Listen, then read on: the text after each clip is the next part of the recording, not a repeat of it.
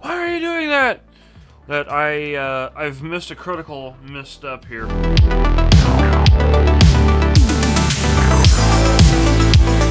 Ladies and gentlemen, welcome to the Dane-Ger YouTube channel. My name is Dane, and this is where, instead of fixing my own life, I fix radios. This is my co-host, Fred, who's dead on the inside, well, and the outside. Today I've got the Sony CFS-W30. Part radio, part cultural artifact, and occasionally, if the spirits are feeling cheeky, a tiny bit of a tape muncher. I hope it doesn't eat my tapes. The Sony CFS-W30 rolled off the assembly lines in the mid-1980s, back when Sony was cranking out gear that was solid, stylish, and built to last well if you ignore the belts that eventually turned to goo. I do not smell any goo. Boomboxes like this weren't just radios, they were urban billboards. The bigger the box, the cooler you were. The W30 wasn't the flashiest boombox on the market, but it was clean, simple, and dependable. Mine even comes with a bonus. Random speckles of paint on the case. Probably from a previous owner who thought it doubled as a drop cloth. Gives it some character. And Fred tells me it was also perfect for spotting surveillance drones. They weren't drones. Not yet. Okay. The CFS-W30 had some nifty features for its class: AM/FM radio, dual cassette decks with high-speed dubbing for those emergency mixtape sessions, a respectable built-in speaker system, headphone jack for when your parents got tired of hearing Duran 11,347,023.5 times, or pirating your buddy's copy of Iron Maiden. Power-wise, this thing was flexible. You could run it on wall power when you were at home, or if you wanted to make your arms fall off, you could load it with a stack of 6 D-cell batteries, basically a portable gym membership disguised as a boombox. This model is infamous for chewing tapes like some of its cousins, but hey, it's still a 40-year-old cassette deck. When it did jam, though, it wasn't just music you lost. It could have been a memory, or maybe even a message. The tapes were never really lost. I hate when he says stuff like that. Now here's where the story gets political. See, the Sony CFS-30 wasn't just some random cassette recorder. It made its way into the Polish Puix stores. For those who don't know, Puix, short for this somewhere on the screen, was created in communist Poland in the 1970s as a way for the state to collect much-needed hard foreign currency like US dollars and Deutschmarks. Ordinary Polish money, zloty or złoty, wasn't accepted, so those with access to foreign currency could shop there. Puix stores stocked Western goods, including electronics, clothing, and luxury items that were otherwise scarce or unavailable under the state-controlled economy. They became symbols of status, privilege, and a rare connection to the West, giving ordinary Poles a glimpse of goods and lifestyles outside the Iron Curtain, while the government used the hard currency to fund imports and stabilize the economy. Now it's time! I want to use this radio. I want to play with this radio. It's got a little bit of some wear and tear. I'm going to do what I can to get this thing working as best as I can for what it is. Let's get it on the bench. Okay. So I had started filming at the workbench, but then my camera completely just shit the bed. So we're going to start over. We're going to start from this top camera here. If I can show you. Alright, so starting from this top camera, we're going to go over all the controls and the features of this radio, and on this side we are starting with the headphone jack. I have not tested that yet, but I will here in just a moment. Volume knob, tone knob. We have the functions for the left side tape deck, and this includes the record button. Over here we have left and right external microphones. We also have the switches for tape, dubbing, AM and FM, and then the controls for the right deck minus the record button, and of course the tuning knob for selecting the stations, either AM or FM, on the radio. We're going to start with these tape decks for now. I've already got a couple of tapes in here. This one here is Johann Sebastian Bach. I'm hoping that's copyright free enough, whoever recorded this tape. This is a demonstration purpose only. We'll start with that one. I do have a blank tape in here because I'm going to try the recording and dubbing features of this unit to see if it works at all or how good, whatever. So let's start with, we're gonna flip it up to AM, see what, that is really loud. There is a station there.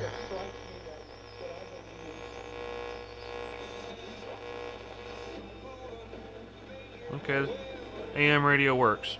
FM. FM stations work. Yep, they work. Alright, so I've already got Johann Sebastian Bach in here. Let's play him.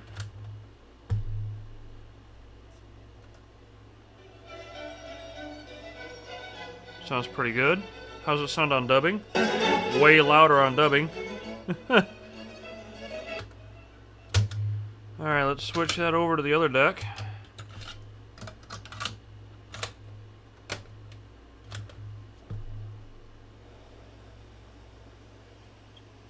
And I can see inside the player, the tape is rolling, but I'm not hearing jack shit from this radio on that left tape deck. Right tape deck works good.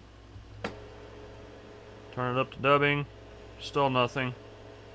That's a repair I need to make. So, this radio, when I bought this actually like a week ago or however long it's been, did not come with a supplied power cable. I had an extra one for a printer that I used to have.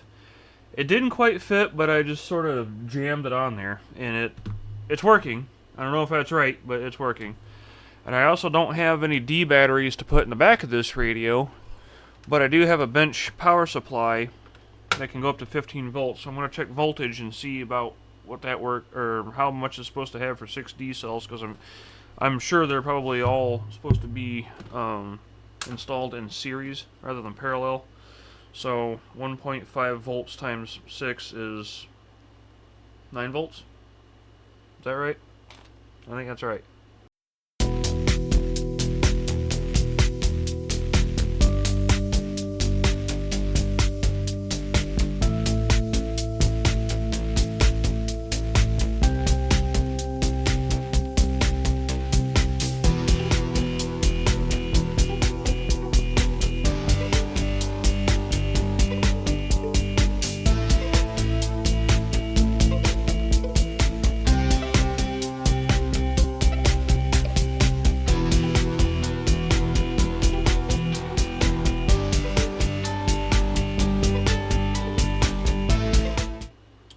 Oh, this is cool. Okay.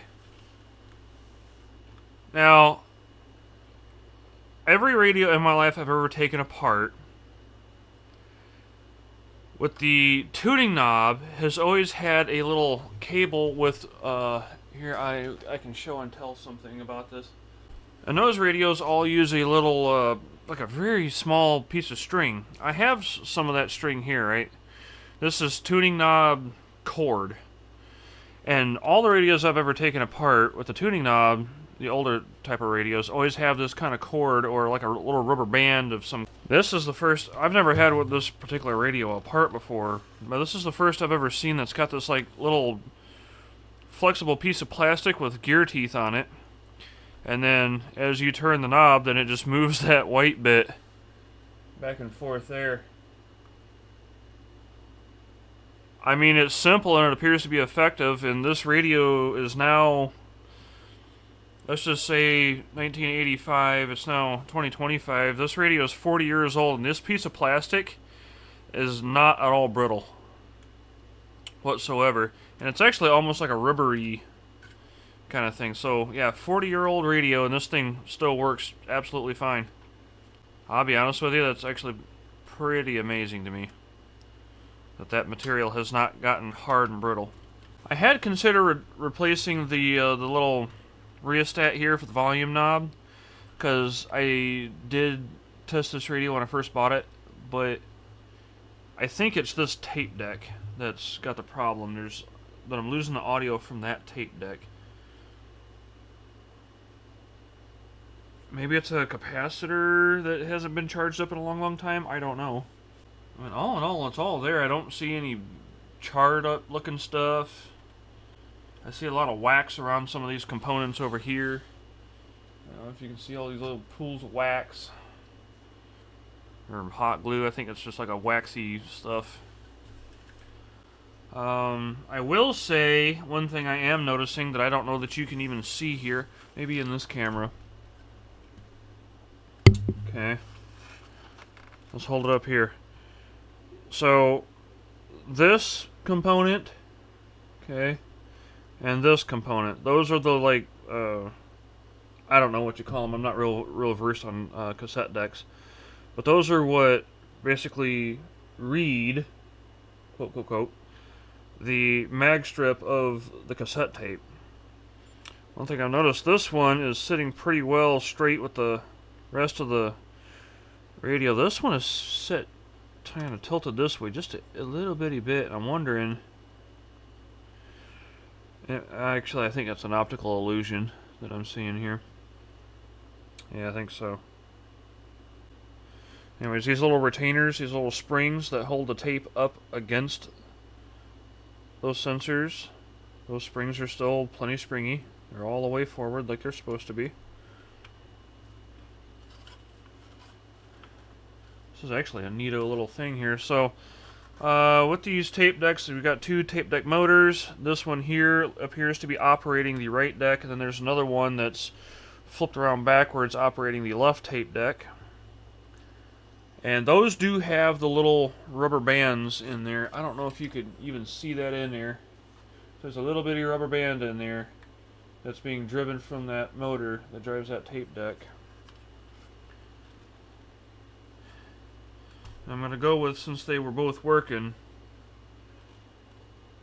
at least moving around, that those motors are okay.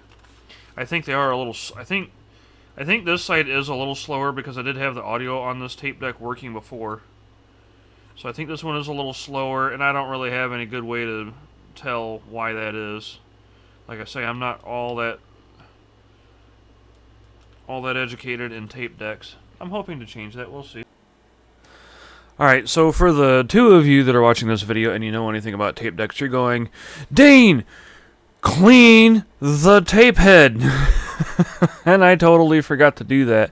And I went through this whole process of taking this radio entirely apart to find nothing wrong with it. And then it finally clicked. And I took a Q-tip and some denatured alcohol. I cleaned off both of those tape reader heads.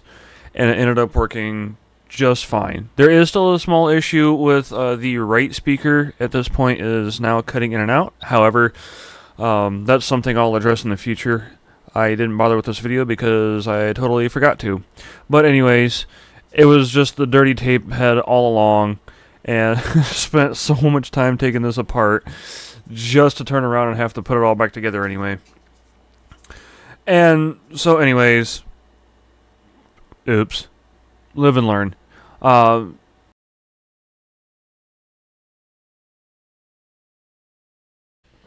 Alright, ladies and gentlemen, I've had a dinner break. I am back now. I believe, for the one person who's watching this and going, why are you doing that? That I've missed a critical misstep here. I believe I should have just tried to clean that player head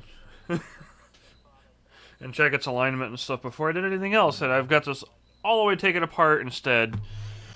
So, visually, that head doesn't look bad. Compared to the one that works,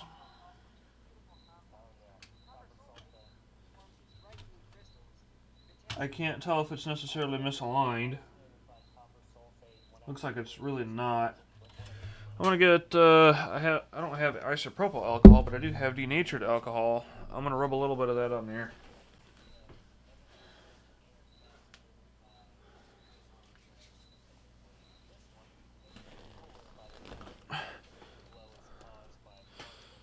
See what that gets me, if anything at all here.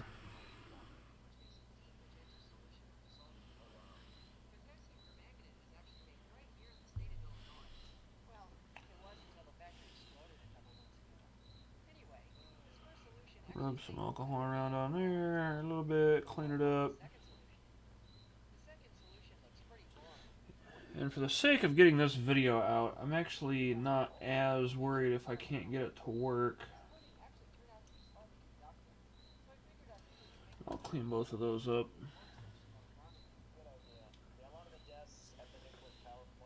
I don't know what this magnet looking thing is, but I'll wipe it up too.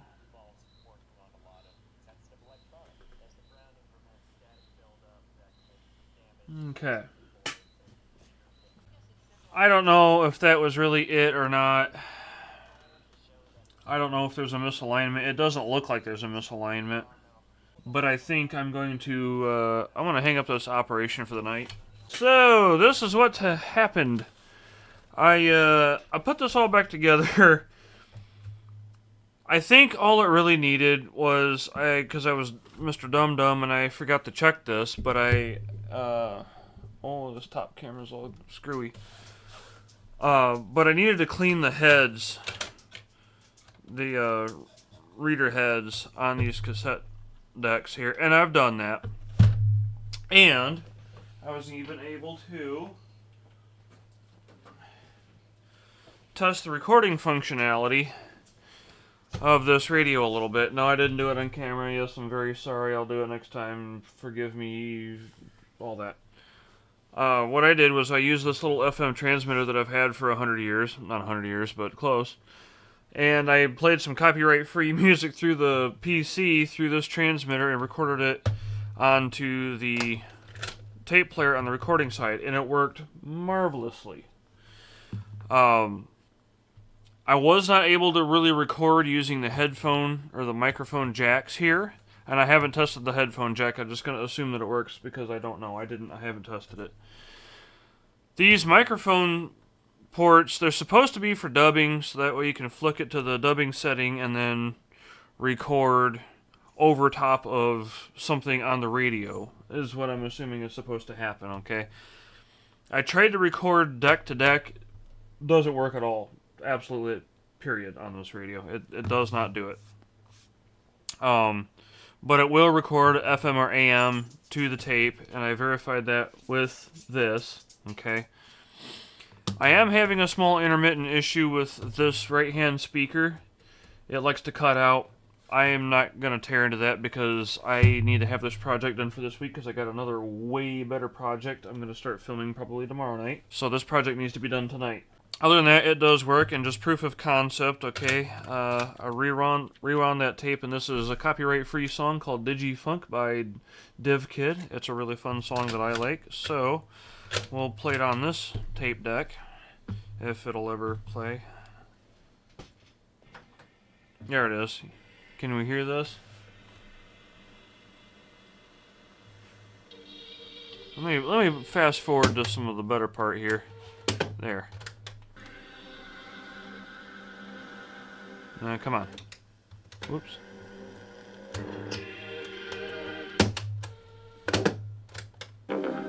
There we go. It's pretty loud. Now both of the speakers are currently working.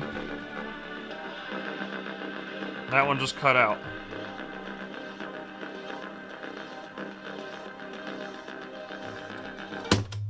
Now, we'll switch decks.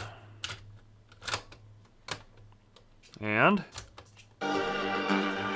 now that deck is working. I think I just needed to clean the head really good. Yeah, this speaker is cutting in and out. But I got the thing to work enough. And besides, it's a Sony.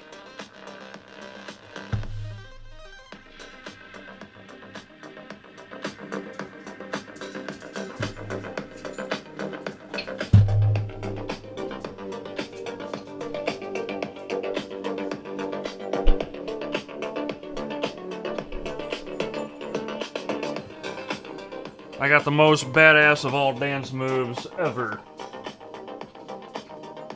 Ever.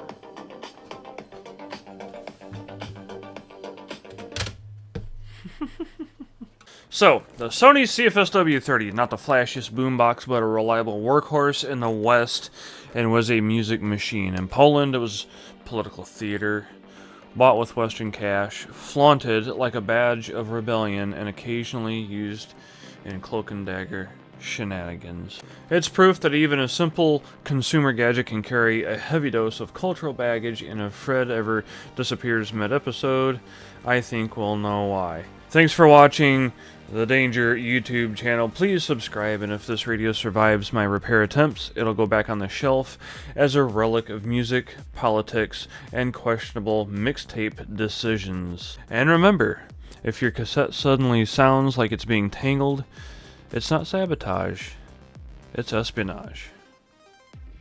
Maybe. Possibly. There's some chance of it. Dewey!